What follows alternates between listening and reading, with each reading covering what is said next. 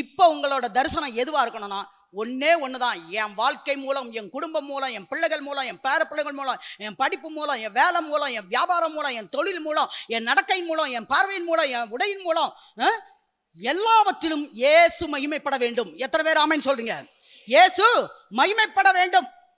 சரீர வாழ்க்கையிலும் சரி, பக்தியுள்ள வாழ்க்கையிலும் சரி, இயேசுவின் நாமம் மகிமைப்பட வேண்டும். நாம் எல்லாரும் ஒரே அழைப்பு தான்.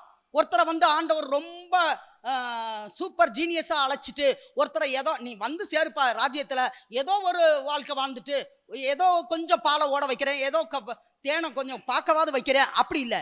எல்லாருக்கும் இவரை நம்புற எல்லாருக்கும் பாலும் தேனும் என்ன செய்யுமா? எத்தனை பேர் ஓடுன்னு சொன்னீங்க? இப்போ நம்ம மறுபடியும் கேட்க போகிறேன். எத்தனை பேர் வாழ்க்கையில் பாலும் தேனும் என்ன செய்யும்? எத்தனை பேர் ஓடணும்னு விரும்புகிறீங்க? ஆமாம், பாலும் தேனும் இருக்கணும் இல்லைங்க. பாலும் தேனும் அதில் 2 அர்த்தம் இருக்குது பாருங்க. பாலும் தேனும் ஓடணும்னா உங்கள் வீட்டிலே பாலும் தேனும் இப்போ அளவுக்கு அதிகமாக இருக்கும். ஓடணும்னு சொன்னால் அடுத்தவங்களுக்கு அது ஆசீர்வாதமாக இருக்கும். அப்போ தேவன் உங்கள் வாழ்க்கையை அபரிமிதமாய் ஆசீர்வதிப்பார்.